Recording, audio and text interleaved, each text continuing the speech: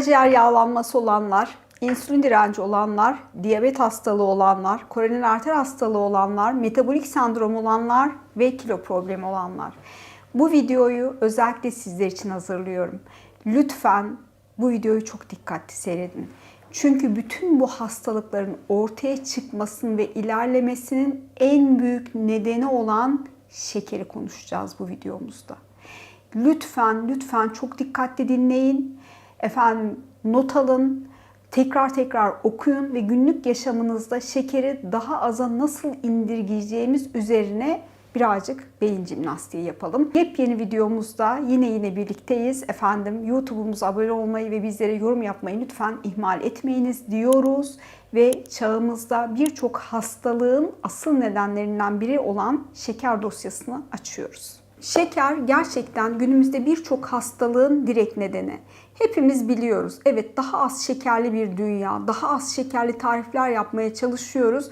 Ancak elimizde bazı bilimsel veriler var ki ne yazık ki şeker tüketimi her geçen yıl gittikçe artıyor. Mesela 2000'li yılların başında toplam şeker tüketimi 154 milyon ton iken 2015'li yıllarda 168 milyon ton, 2020 yılı itibariyle 171 milyon ton olarak dünyada kullanımı var bu şekerin. Peki biz şekere ne yapacağız? Nasıl hayatımızdan uzaklaştıracağız? Şeker vücudumuza ne yapıyor? Bunun bir üzerinden geçelim. Aslında insan vücudunun çalışması için en ihtiyaç duyduğu yakıt glikoz, yani şeker. Biz glikozu vücudumuza farklı kaynaklardan alıyoruz. Bunun en baş kahramanı aslında karbonat dediğimiz yiyecekler grubu. Karbonatları da ikiye ayırıyoruz. Nişasta oranı yüksek, su oranı düşük karbonhidratlarla su oranı yüksek, nişasta oranı düşük karbonatlar olarak düşünebiliriz.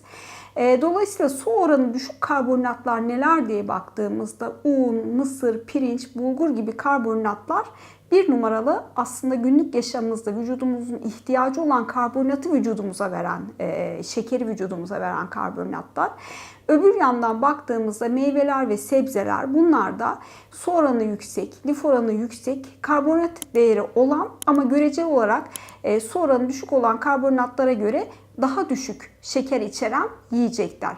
Bir de bunun haricinde bu rafine edilmiş şeker, pancardan ya da şeker kamışından elde edilerek ya da yüksek fruktozlu mısır şurupları kullanarak elde edilen şekerler var ki dünyada birçok hazır yiyeceğin içerisinde bunlar var. Geçenlerde bir hastam diyor ki hocam diyor, mesela diyor ben diyor şeker yemeden diyor hiç duramıyorum diyor. Yani şeker yemediğim zaman sanki beynimin çalışmadığını düşünüyorum diyor. Nasıl yiyorsunuz bu şekeri diyorum. Yani diyor işte her çayıma diyor 2-3 tane şeker atıyorum diyor. Mesela diyor bir içecek içeceğim diyor, illa limonata ya da gazlı şekerli bir içecek tercih ediyorum diyor. Sanki bunları yemediğim zaman ve içmediğim zaman vücudumdan ciddi bir enerji eksikliği hissediyorum diyor.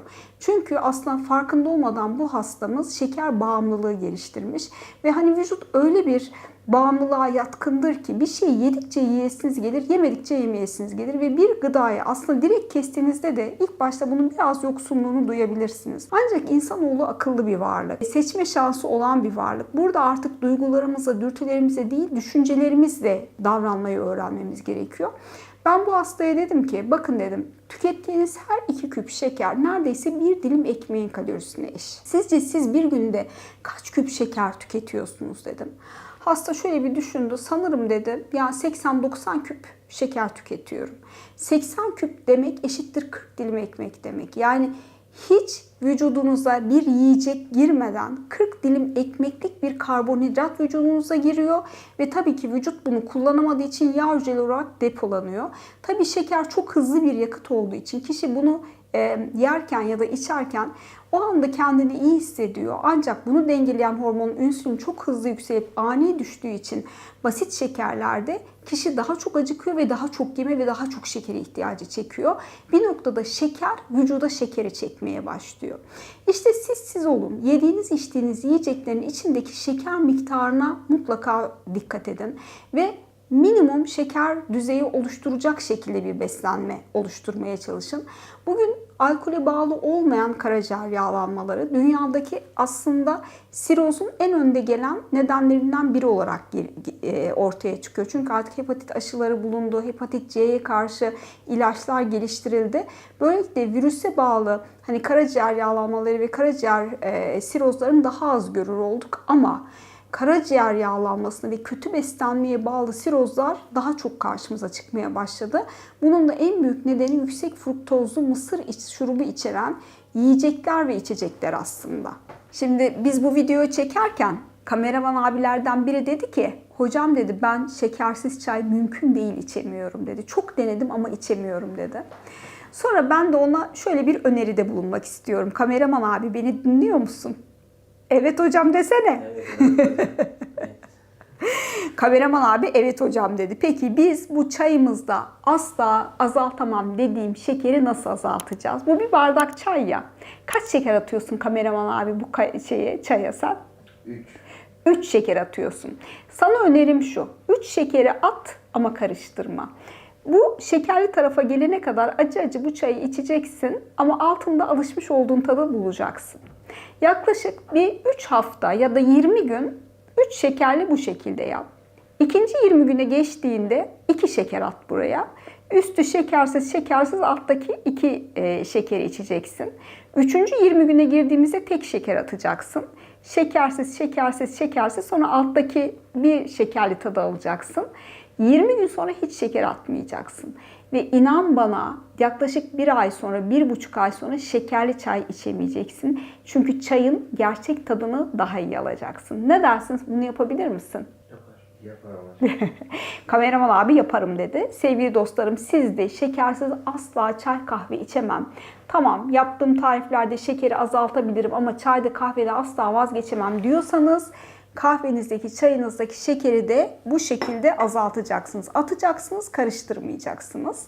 Ama bir 20 gün sonra, 25 gün sonra yavaş yavaş azaltarak tamamen kestiğinizde yaklaşık 1,5-2 ay sonra kesinlikle şekerli çay içemeyeceksiniz. Hep diyoruz ya yemek öğrenilmiş bir davranıştır ve bu değişebilir diye. Çayın gerçek lezzetiyle çay içmeyi öğreneceksiniz. Şeker vücudumuza neler yapıyormuş? Hadi bir daha bir gözden geçirelim. Yüksek fruktozlu mısır şurubu içeren içecekler özellikle. Karaciğer yağlanması, karaciğer iltihaplanması, karaciğer sirozu. İnsülin direnci, bozulmuş açlık glikozu, gizli şeker, diyabet.